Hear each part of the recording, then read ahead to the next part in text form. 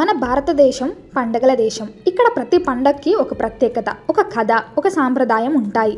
ముఖ్యంగా తెలుగువారు జరుపుకునే పండుగల్లో ఆడవాళ్ళ కోసం ప్రత్యేకంగా కొన్ని పండగలు ఉన్నాయి. వాటిలో ఎంతో ముఖ్యమైనది, అందమైనది, ఆడపడుచులు ఎంతో ఆనందంగా జరుపుకునే పండుగ అట్ల తద్ది. ఇది కేవలం ఒక పూజ, ఒక వ్రతం మాత్రమే కాదు. ఆడవాళ్ళందరూ కలిసి ఆడి పాడి సంతోషంగా గడిపే ఒక వేడుక. 2025 సంవత్సరంలో ఈ పండుగ అక్టోబర్ 9వ తేదీ గురువారం నాడు వచ్చింది. దసరా పండుగ వెళ్ళిన కొద్ది రోజులకే వచ్చే ఈ పండుగ కోసం ఆడవాళ్ళు ఎంతో ఆసక్తిగా, ఆతృతగా ఎదురుచూస్తున్నారు. అట్ల తద్ది వెనుక ఉన్న అసలు కథ గురించి ఇప్పుడు వివరంగా తెలుసుకుందాం. ప్రతి పండుగ వెనుక ఒక మంచి కథ ఉంటుంది. అట్ల తద్ది వెనుక కూడా పార్వతీదేవికి సంబంధించిన ఒక అద్భుతమైన పురాణ కథ ఉంది. హిమవంతుని కూతురైన పార్వతీదేవి శివుణ్ణి తన భర్తగా పొందాలని మనసులో బలంగా అనుకుంది. కానీ ఆ పరమేశ్వరుని భర్తగా పొందడం అంత సులువైన పని కాదు. అప్పుడు నారద మహర్షి పార్వతీదేవితో, అమ్మ, నువ్వు అట్ల తద్ది లేదా చంద్రోదయ ఉమావ్రతం అనే ఈ వ్రతాన్ని భక్తితో పూర్తి శ్రద్ధగా చేస్తే ఆ శివుడే నిన్ను వెతుక్కుంటూ వచ్చి పెళ్లి చేసుకుంటాడని సలహా ఇచ్చాడు.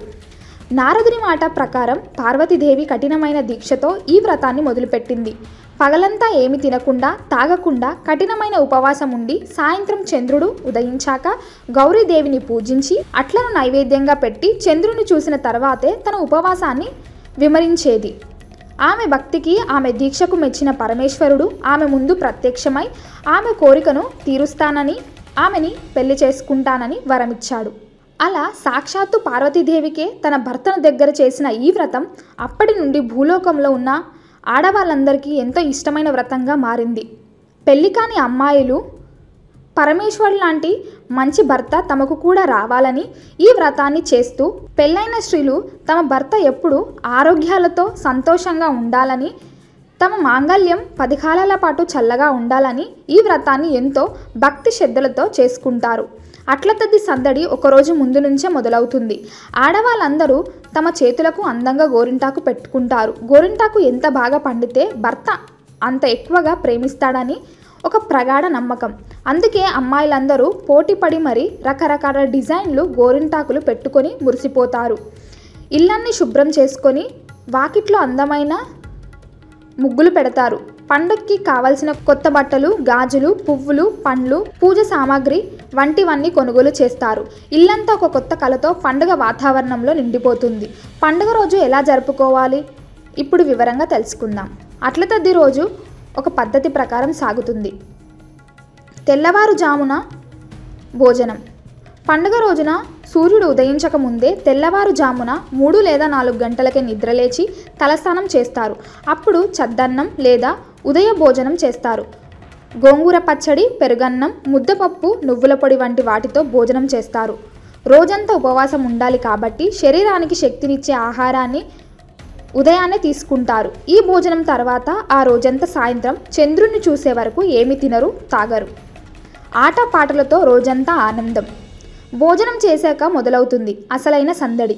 ఊరిలో ఉన్న ఆడవాళ్ళు, అమ్మాయిలందరూ ఒక చోట చేరుతారు. పెద్ద పెద్ద చెట్లకు కట్టిన ఉయ్యాలలు ఊగుతారు. ఉయ్యాల ఊగడం ఈ పండుగలో ఒక ముఖ్యమైన మరియు అసలైన భాగం. అలా ఊగితే మనసులోని దిగులంతా పోయి సంతోషం కలుగుతుందని నమ్ముతారు. అందరూ కలిసి అట్ల తద్దికి సంబంధించిన పాటలు పాడుకుంటారు.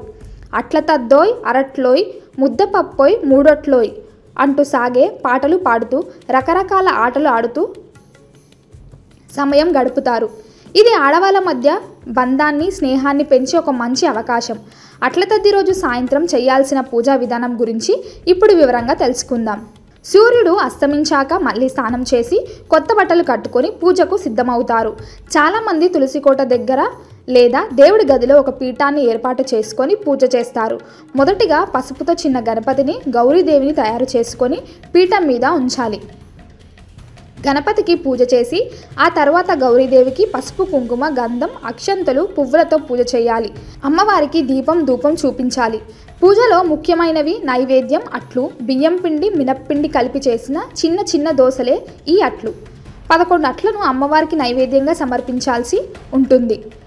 పూజ పూర్తయ్యాక అట్ల తద్ది కథను చదవాలి లేదా ఇంట్లో ఉన్న పెద్దవారితో చెప్పించుకొని కథ వింటే చాలా మంచిది.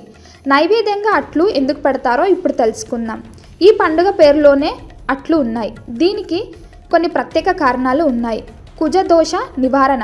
జాతకంలో కుజదోషం ఉంటే పెళ్లికి ఆటంకాలు వస్తాయని చాలామంది నమ్ముతారు. నవగ్రహాలలో కుజుడికి మినుములంటే చాలా ఇష్టం. అట్లు మినపప్పుతో చేస్తారు కాబట్టి వాటిని నైవేద్యంగా పెడితే కుజగ్రహం శాంతించి పెళ్లి కాని వారికి త్వరగా మంచి సంబంధం కుదురుతుందని నమ్మకం. ఆరోగ్య ప్రయోజనాలు.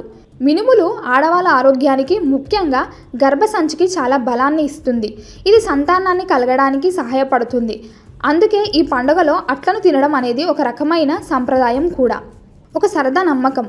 అట్టు పెనం మీద వేసినప్పుడు దానిపై చిన్న చిన్న చిల్లులు ఏర్పడతాయి. ఆ అట్టు మీద ఎన్ని చిల్లులుంటే భర్త అన్ని వేల సంవత్సరాలు జీవిస్తాడని ఆడవాళ్ళు సరదాగా నమ్ముకుంటారు.